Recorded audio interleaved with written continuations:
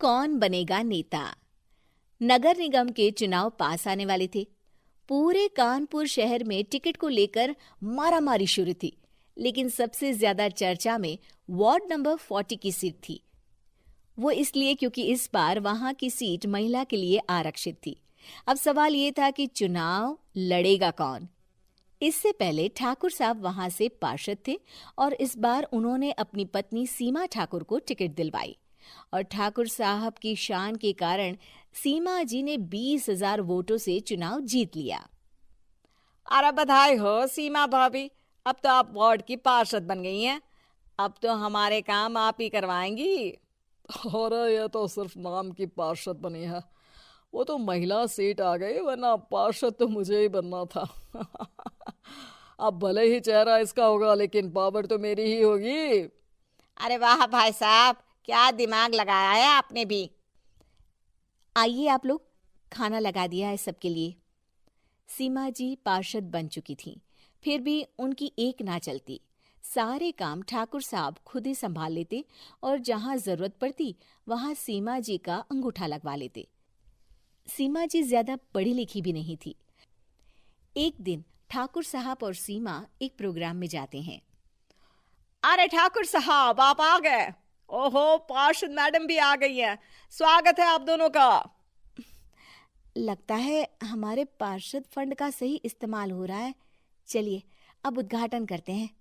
ये लीजिए ठाकुर साहब कैची, आप ही सबसे पहले प्रवेश कीजिए। सब लोग आगे निकल जाते हैं और सीमा जी पार्षद होने के बावजूद भी पीछे खड़ी रह जाती हैं। वो देखती हैं कि वेलकम बोर्ड पर उनका नाम है, लेकिन महिला होने के कारण कोई उनका सम्मान नहीं कर रहा। अगले दिन एक आदमी उनके घर आता है। अरे ठाकुर साहब नमस्कार। कल ना हम नोटिस किए कि हमारा घर तो अवैध है और नगर निगम वाले उसे तोड़ने आ रहे हैं। अरे कुछ कीजिए ना ठाकुर साहब। देखो भाई, मैं तो ज्यादा कुछ कर नहीं सकता, पर अगर तुम सबकी जेब गर्म कर दो तो कुछ हो सकता है। कुल मिलाकर 4 लाख लगेंगे। अरे 4 लाख ठाकुर साहब? अरे भाई, मैं अपने लिए नहीं मांग रहा हूँ।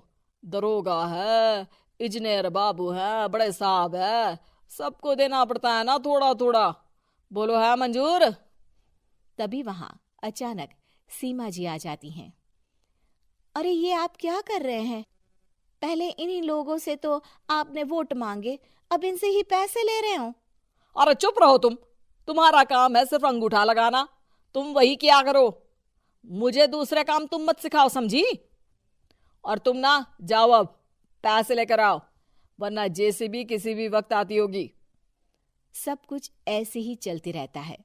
एक दिन सीमा जी और ठाकुर साहब को एक लोकल मीटिंग में बुलाया जाता है। वहां पर कई और अधिकारी लोग भी मौजूद रहते हैं। अब मैं चाहूंगा कि ठाकुर साहब हमारे बीच 2 शब्द कहें।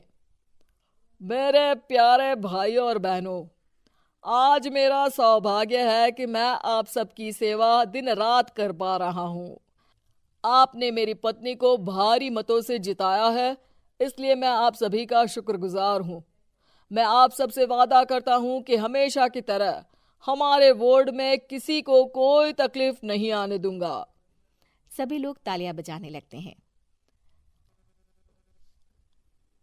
अब मैं माननीय पार्षद मैडम को स्टेज पे बुलाना चाहूंगा। अपने नाम को बुलाया सुनकर सीमा जी एकदम चौंक जाती है। उन्हें बिल्कुल उम्मीद नहीं थी कि इतनी बड़ी जगह उन्हें मंच पर बुलाया जाएगा। जैसे तैसे वो मंच पर चढ़ती हैं। ऊपर जाते ही सीमा जी को सारी पुरानी बातें याद आ जाती हैं कि किस तरह उनके पति उन्हें कभी भी आगे बढ़ने नहीं देते और उनके नाम से गलत काम करते हैं। वो बोलने लगती हैं। मैं आपके वार्ड की पार्षद सीमा हूँ। आप में से बहुत कम लोग ही मुझे जानते होंगे, क्योंकि इससे पहले मुझे कभी ऐसा मौका ही नहीं मिला। सारे मौके मेरे पार्षद पति यानी आपके ठाकुर साहब ही लेते रहे, लेकिन आज ये मौका मुझे मिला है तो मैं इसे ऐसे ही नहीं जाने दूंगी।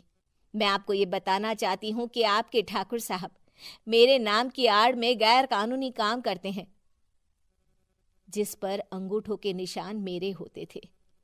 इसीलिए मैं अपनी गलती मानती हूँ और आज अपने पद से इस्तीफा देती हूँ, ताकि आगे से कोई गलत काम ना हो पाए। अब फैसला आप सबके हाथ में है कि आप हमें क्या सजा देना चाहते हैं। सीमा जी की बातें सुनकर ठाकुर साहब के चेहरे का रंग उड़ जाता है और वो शर्म से मुंह नीचा करके वहां से चले जाते हैं और पद से इस्तीफा देकर ही सही सीमा जी अपने आप में आत्मविश्वास महसूस करती हैं।